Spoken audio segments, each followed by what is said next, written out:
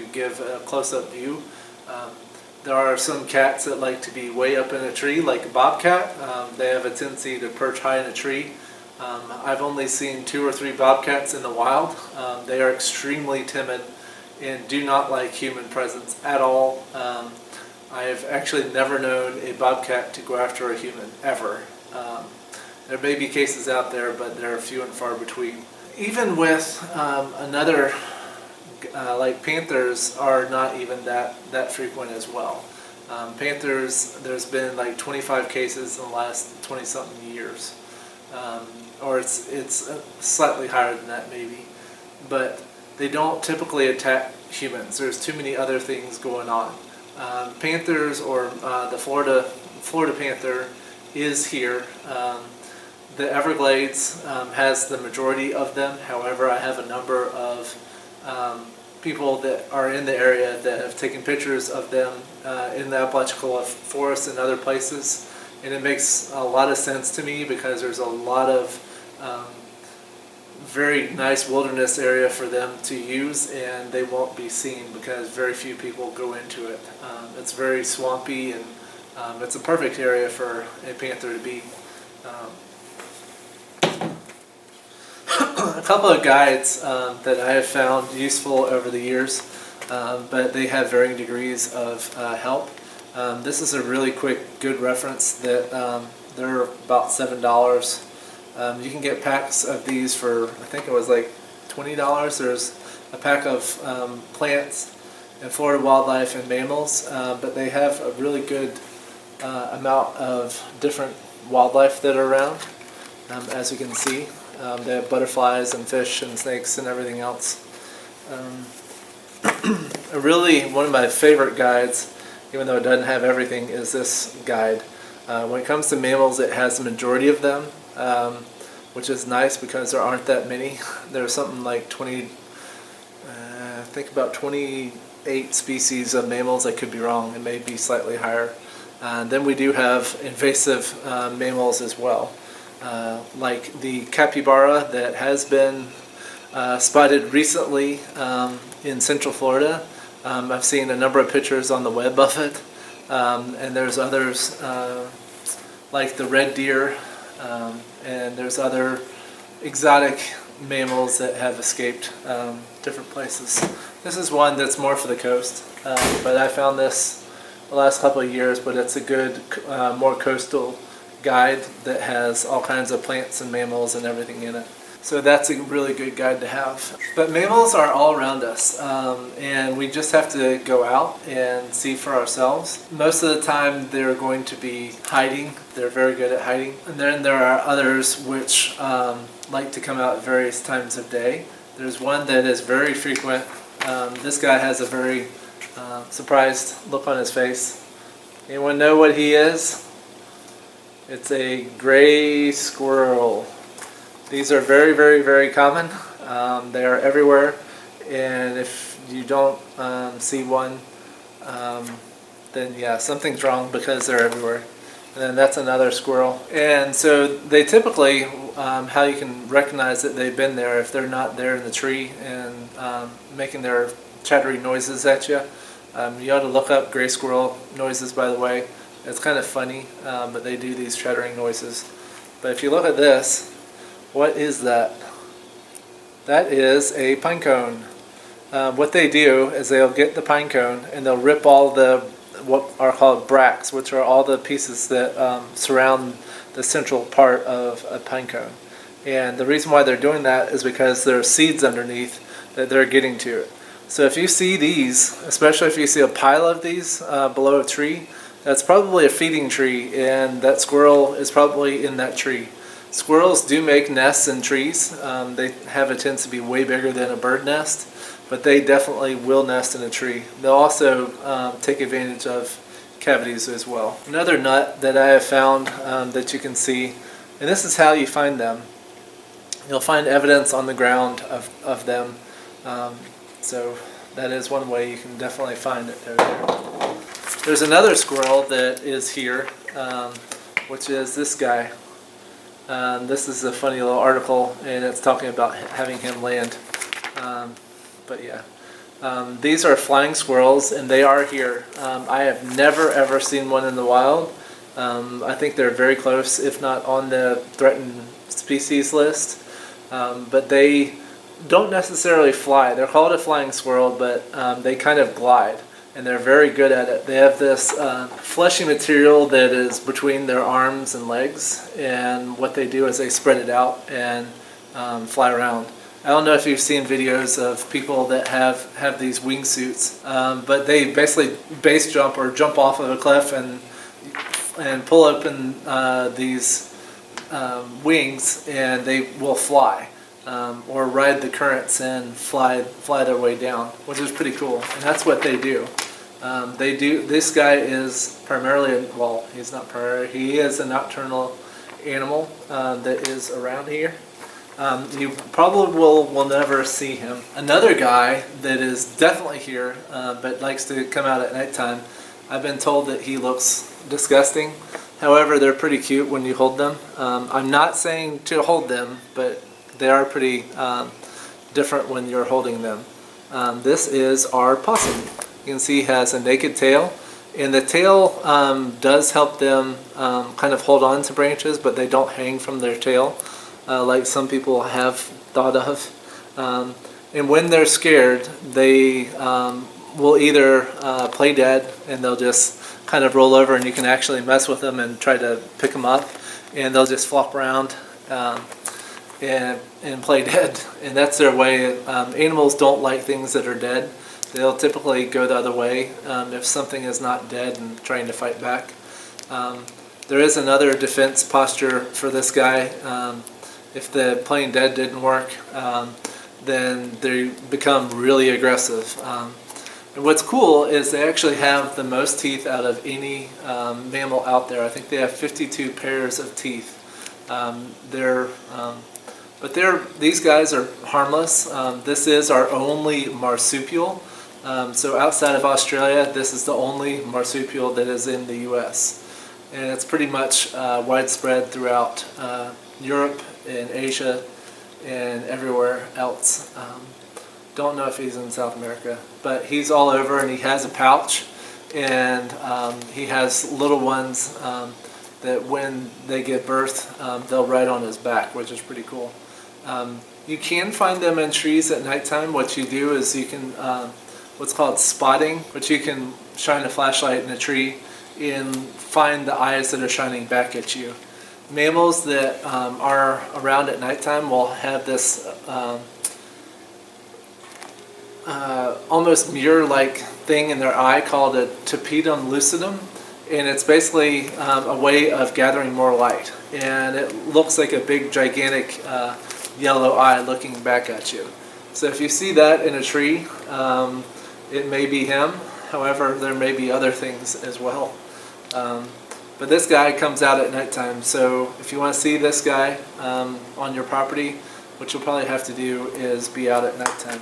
It's a good segue into our next topic. How do we see these guys? Well, we can walk around our property and make ourselves useful and look for them. However, a lot of them are in their various habitats. Like there's moles and shrews and gophers that are underground, but you're not going to find them. You may find burrows and stuff, and what you'll find is these places where it's elevated ground, and it'll look like a little elevated tunnel kind of thing, and it is an elevated tunnel. What they do is they push the ground up, and they'll go right underneath the surface, trying to get to the worms and the other things that it eats. And so it pushes up, and it kind of makes a little dome kind of thing, and you'll see these. I've seen them around my house. But if you step on something or step on ground and it sinks a little bit, that's probably where a gopher has been. Moles and shrews burrows are a lot smaller, and I very rarely have ever come across a mole or shrew. Those guys typically come out at nighttime and are underground, but you probably will not see a mole or shrew unless it's a zoo. Another very good way of finding animals is by tracks. I have a track challenge on our website, and these are various tracks that are here. Anyone know what that is? We haven't, if you've watched my bird video, you know what it is. That's a turkey. This is, I think, raccoon. This one,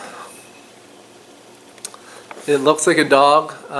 So this, the dog looking track, there's two dogs related tracks. And the difference between a dog track and a cat track, dog tracks will typically have the claws. You can see the claws in this. So this is a dog related track. And you can see this one is, has no claws. So this is a cat track. Because cats retract their claws. And so if you find tracks in, near a wetland or in sand or wherever, and it doesn't have any claws, that's probably a panther. And they also, I don't think that is a panther. Yeah, it is. It's a panther. But you can see on the lower part, it has 3 lobes on the base of the paw. So down here, it has 3 different lobes to it. And then the middle guy is a bear. This guy, that is a beaver. And so why, I mean, if you notice that the front paw has claws, and that's so it can dig into the ground. And then the back one, you notice it's webbed. This is our beaver, and he likes to be in water. And when you come close to him, and he wants to alert his friends, what he'll do is slap the water with his tail, and it'll alert other beavers that are in the area saying, hey, there's an intruder in our area. And then they'll splash into the water. There aren't many critters in the water that will eat a beaver. There's an alligator. They don't like salt water, so you're not going to find them with shark areas. But on land, they're pretty much, it's game on for a panther or bobcat, coyote. So they don't fare well on land.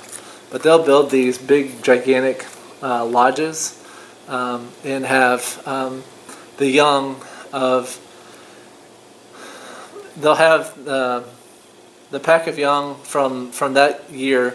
Then they'll also have the pack of young or the yearlings from the previous year, and then they'll kick them out.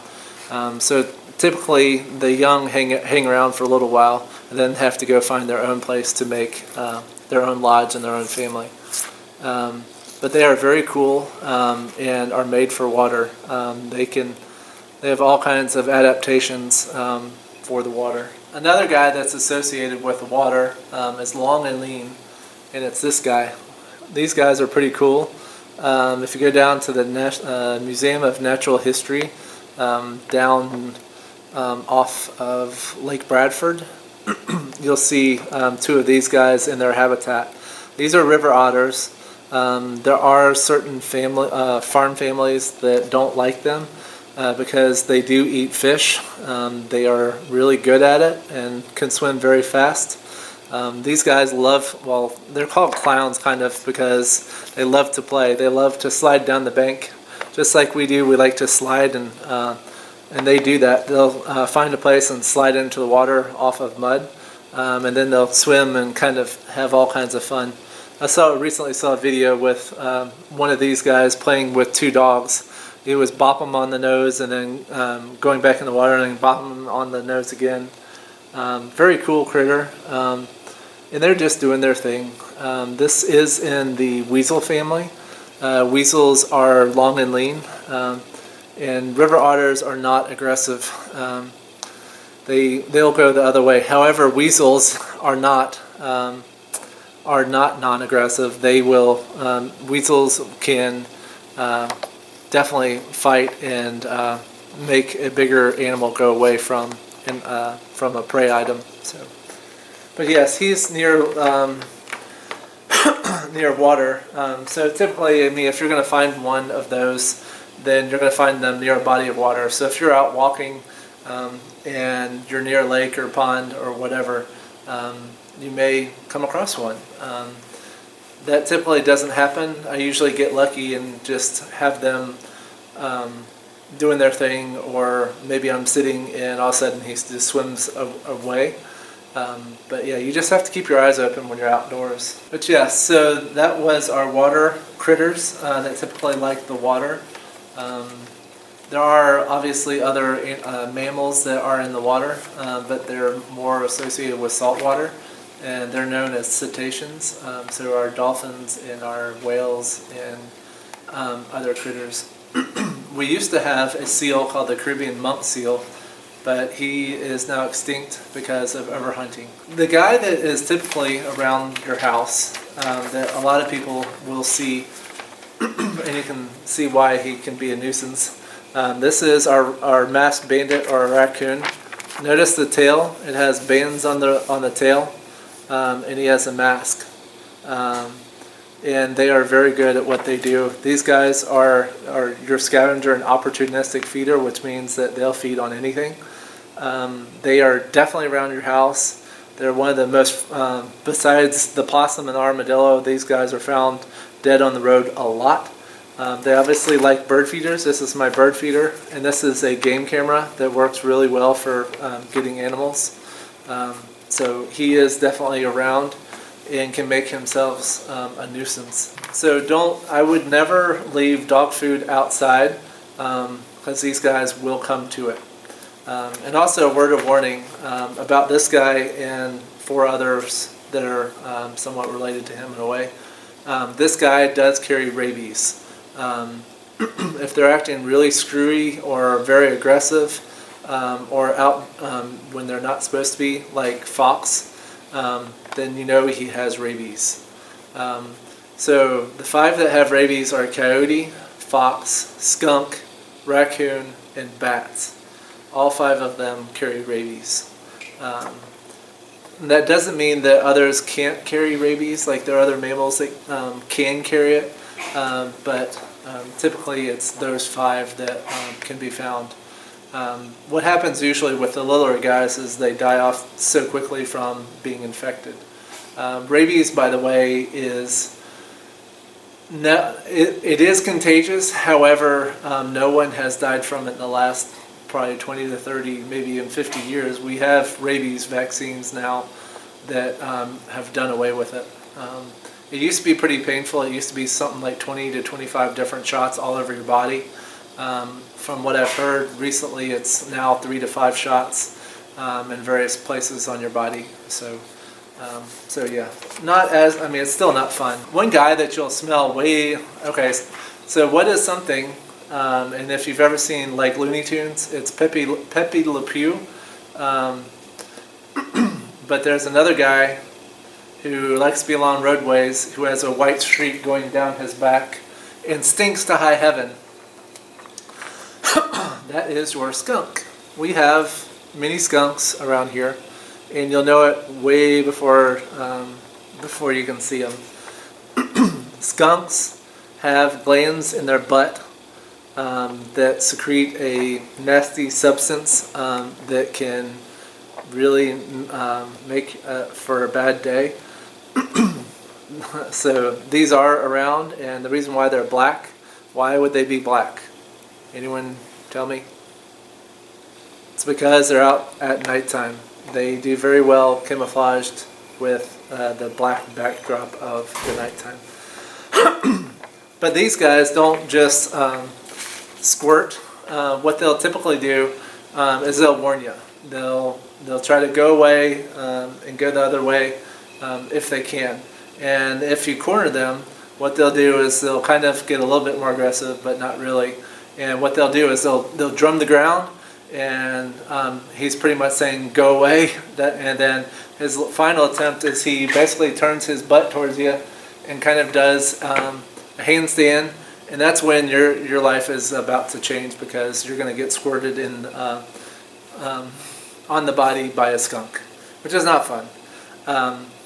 There's a formula for getting rid of the smell. However, more than likely for the next week or 2, you're going to stink, and you're going to make everyone disappear real fast. Something not to be messed with. Dogs, a lot of times, can get sprayed by them. If you smell a strong odor of a skunk, make sure that you're not allowing your pets outdoors, because more than likely that animal is going to get sprayed. So I would just, word of warning, word of caution. Another guy that comes out at nighttime, I almost ran over one this morning.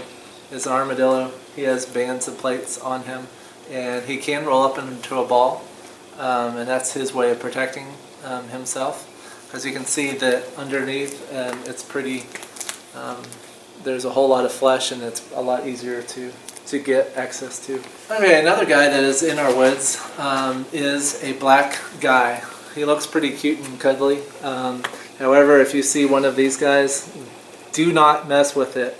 Mama bear is probably in the woods and is going to maul you, so I would strongly recommend that you not mess with the baby cub.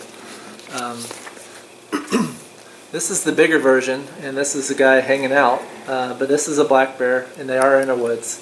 There's a very big population of them in Tate's Hell National Forest, which is south of Tallahassee, and they are definitely there. And bears typically will eat 70-75% of their meals are plant material, and usually what you'll see, the evidence is a big pile of berries. If you see a big pile of berries in your trail and they look very fresh, that means the bear has probably been there. The other version of their poop is, if you've ever seen the miniature Coke can, you'll see poop that's shaped that way as well. If you run into these guys, do not turn and run. That will trigger them to come after you. Do not try to climb a tree, because they know very well how to climb a tree. So don't climb a tree. But do act bigger. Don't act like a prey victim. Act like a predator and fight back. And they'll go the other way normally. However, if they decide to attack you, curl up into a ball, protect all the vital areas, and pray that he goes away very quickly. Another mammal that can be found in our woods, and this is actually a coyote skull. You can see that it's related to our dogs. However, they weigh less than our dogs. Well, it depends on what dog you have. But they have all these teeth, and they have canine teeth they're serrated that will tear up the flesh. These guys are meat eater and very good at what they're doing. Like, this is their jawbone, and you can see how serrated it is and how it is used to bite into the flesh of an animal. The coyotes have moved into the area. In the 1970s, the gray wolf that we used to have and the red wolf have been what's called extirpated or removed from the area. And so we now have this guy that's moved in. He was previously not here, but because those other two have left, he is now here. They are very cunning and definitely in our woods. Most of the time they'll leave you alone. Most of the time they're solitary. However, if it's a bigger animal and they need to take them down, they can be in packs. So that is your coyote. And then here's a little picture. The other guy that's related to him is a fox, which are pretty cool as well. But we have, this guy is a gray fox, and then we have the red fox. But all of them are related. All of them are in the dog family. And their tracks will always have, well, not always, most of the time have claw marks in their track, and will be various sizes. But they are getting more aggressive because they're more and more around people. The more used to people, the more likely they are to fight back. There's also a such thing called a coy dog or a coy wolf. And these are basically interbred coyotes with a dog or with a wolf. And these have both the tendency of being very cunning and whatever, and can also be aggressive like a dog. So they are a lot more aggressive and always fun to deal with. But yeah, coyotes do yipping and yowling and let you know that they're there. Typically they'll be anytime from dusk till dawn and do their thing. And then the other guy, this guy is a panther. He has quite a few names: mountain lion, panther, catamount, puma. They're all the same thing. Extremely muscular. Can take a full-grown deer and basically jump 20 to 30 feet up in the air into a tree with that deer in his mouth, and that will be the end of the deer. Very secretive and very stealthy. They are an ambush predator, which means that they like to sit and wait and then pounce. And he'll know that you're there before you know that he's there. I've only once ever come into contact with a mountain lion, and it was on the opposite side of a pond, and they were going away from me. If it's ever in your path, don't run. It will trigger him to come after you. And with about a 130-pound cat coming after you, it's going to go after your neck. What you do is you stand and fight. You act aggressive towards it, you stand up and basically make it go away. If you have little kids, get them as close as possible to you. Don't ever allow a little kid to trail behind you when you're in the woods. These guys, it's been researched, and Fish and Wildlife is saying that they're not here anymore. However, there are certain reports of people that have been here that they claim otherwise. They potentially could be in our forests. Not saying they are or not, but there are proven records. But the most likely of you running into this guy is very slim. There's another guy that if you're out during dawn or dusk and you look in the sky and you see this crazy critter flying all over the place and kind of diving and doing all kinds of different things, is our bat. And the bats are very helpful. I don't ever kill bats because they can kill 6,000 to 10,000 insects in one night. So that's a lot of insects that it will take down. Bats are very cool critters, and they come in a vast variety of shapes and sizes. Well, mainly they're small little guys. I mean, most of them are about yay big. They're around here they don't get very big. However, there is a flying fox that's like 3 or 4 feet big, but it lives near Australia. But they live and roost in colonies. You can see that this is a bridge. You can see all these black little dots are bats. And what they'll typically do is at nighttime they'll fly out of the cave or out of wherever they have been hiding, and they'll go after insects, and they'll eat potentially a third to a half of their body weight per night. But their metabolism is through the roof, so they have to eat what they can get.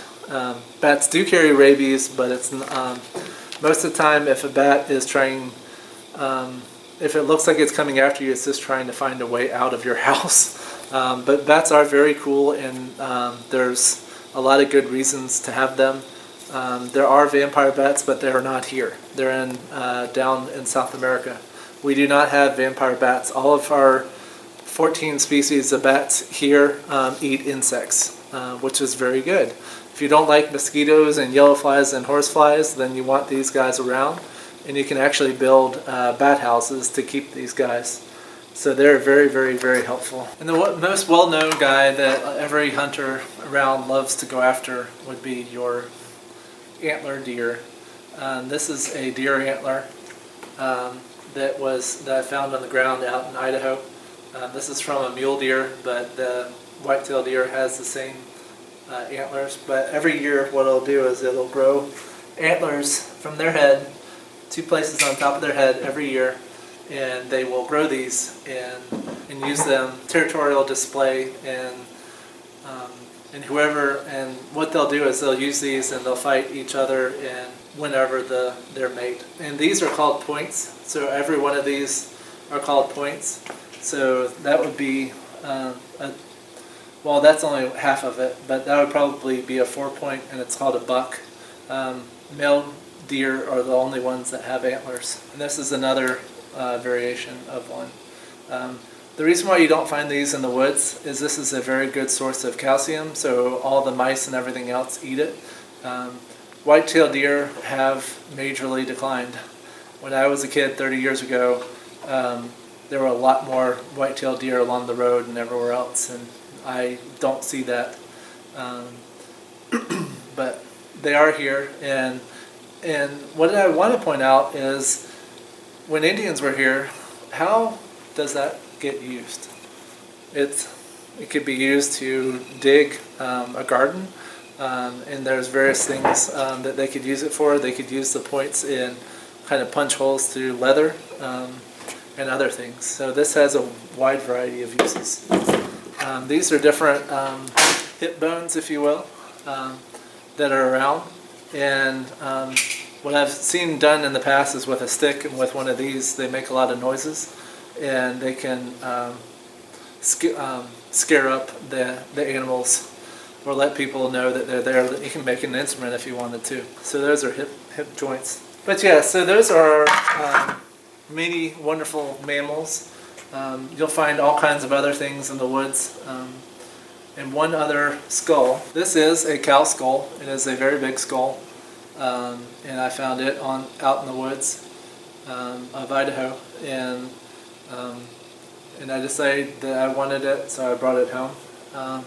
But cows are around the area, and typically out west, what they do is deposit the animal that has passed away in the out in the desert and allow them to rot away and to go back to the soil where he came from. Yes, so we have a wide variety of mammals as we've seen and gone through, and they're all around us, and it's just a matter of us using our senses. They have declined, and a lot of them are out during the nighttime, but you can find them in other various times. Just be careful when you're out there. Keep your distance. Don't try to do a selfie with an animal. That's dumb. These animals can charge and move very quickly when they want to. Don't try to do a selfie with a bear or an elk or a deer or anything else. It's just puts you in a bad predicament. Those animals are going to fight for you for their territory and make you go away from there very quickly. So just word of warning, if you don't want to end up in the hospital and severely injured, keep away from animals. Keep your distance. That's part of the leave no trace principles, but is to respect wildlife, because they have to use resources in order to run away from you or to defend their territory from you, because you're seen as a threat. I mean, if I were to go out in the woods and I came across a deer, the deer would see me as a threat, and if I had cornered him, I mean, he would fight for his life, just like any of us would. I mean, if we were pinned in a corner, hopefully we wouldn't just give up. We would fight. But anyway, so those are that was most of our mammals. We have a whole lot more that are around. But yeah, just go out there, mark what you find, and thank you for joining me. There are other videos and other things that are on our site. There's a track challenge on our Google site, as well as a skull challenge. So see if you can't identify the skulls that we have there. Thanks again, and can't wait to see you on the flip side.